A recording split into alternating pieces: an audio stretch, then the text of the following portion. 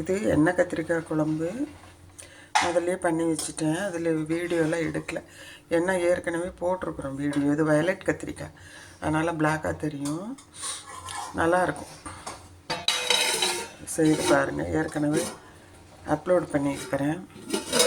ஆனால் வெங்காயமும் போடலை, தக்காளியும் போடலை, ரெண்டுமே போடாமல் பூண்டு கைப்பிடி அளவு, சீரகம் 1 ஸ்பூனு, சோம்பு 1 ஸ்பூனு, வெந்தயம் இது மட்டுமே ஆயிலில் நல்லா தாளித்து கொட்டியிருக்கு. சூப்பராக இருக்கும். உங்களுக்கு வெங்காயம் தக்காளி இல்லையேன்னு நினைக்க வேண்டாம். இது 4-5 நாள் நம்ம வச்சுருந்தாலும் கெடாது. அதனால் இப்படி பண்ணி வச்சுருக்கிறேன். தயிர் சாதத்தோடலாம் நல்லாயிருக்கும். ஒரு டைம் தக்காளி வெங்காயம் போட்டு பண்ணுவோம், பலாக்கொட்டையெல்லாம் போட்டு, அது வேறு மாதிரி. இது நீங்கள் எல்லாமே ஒரே டைம் போட்டுடணும்.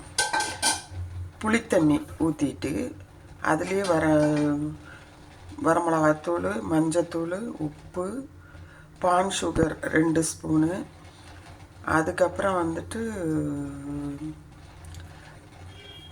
மல்லித்தூள் 4 ஸ்பூனு, இவ்வளவும் போட்டு நல்லா கலந்து விட்டு, உப்பு போட்டு நல்லா கலந்து விட்டு கொதிக்க விட்டுறணும். சைடில் கத்திரிக்காயை சுடு தண்ணியில் கொஞ்ச நேரம் வேக விடணும். ஏன்னா அதில் இருக்க அந்த கசப்பு தன்மை, காரல் தன்மையில் போகிறக்காது. ஏன்னா நம்ம எடுத்து வைக்கிறோம் 2-3 நாளைக்குன்னா. சுடு தண்ணியில் போட்டு எடுத்துட்டு அதுக்கப்புறம் இந்த கொதிக்கிற இதில் சேர்த்து நல்லா சுண்டி வரணும்.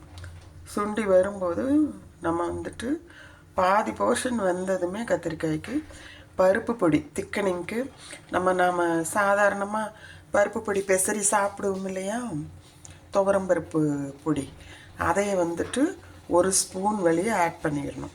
ஆட் பண்ணிவிட்டு பான் சுகர்னு உங்களுக்கு விற்கிதில்ல கடையில், அதை இந்த மாதிரி ஓட்டி வச்சுருக்கேன்.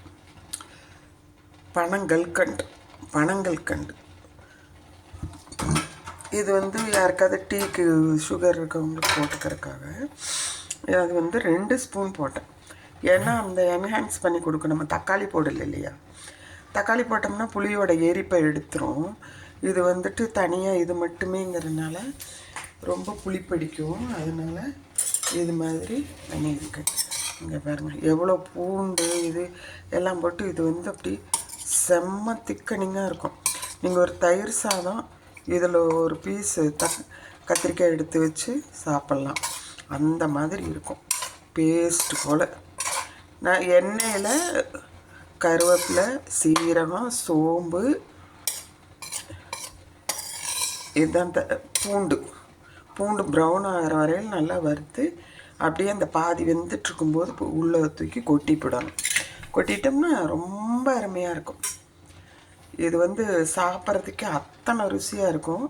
நீங்கள் வெங்காயம் தக்காளியெல்லாம் போட்டால் நிறைய குழம்பு கிடைக்கும். பலாக்கொட்டையெல்லாம் போட்டால் அது ஒரு வருஷம் சில டைம் செய்வோம். இன்றைக்கி இது போல் செஞ்சுருக்கிறேன், எதுவுமே போடாமல். சரியா, செய்து பாருங்கள். நீங்கள் சொல்லுவீங்க தக்காளி இல்லாமல் எப்படி புளிக்குழம்பு, பண்ணி பாருங்கள் நான் சொன்ன மாதிரி. சரியா, நீங்கள் பனங்கல்கண்டு போடணும்னு இல்லை, சுகர் போட்டுக்கலாம். இல்லை சப்போஸ் உங்கள்கிட்ட ஜாகரி வெல்லம் இருக்குன்னா அது போட்டுக்கலாம். செய்து பாருங்கள். நம்ம எப்படி அத்தன்டிக் வத்த குழம்பு அது மாதிரி. பெருங்காயம் நல்லா ஸ்ப்ரே பண்ணணும். இறக்கறக்கு முதல்ல நல்ல பெருங்காயம் 2-3 பிஞ்சே போடணும். அப்போ தான் இது அப்படியே அந்த வத்த குழம்பு மாதிரியே தான் இருக்கும். ஆனால் நல்லா காரசாரமாக இருக்கும், டேஸ்டியாக இருக்கும்.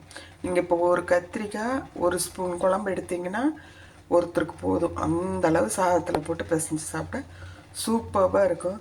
செய்து பார்த்துட்டு ஃபீட்பேக் சொல்லுங்கள்.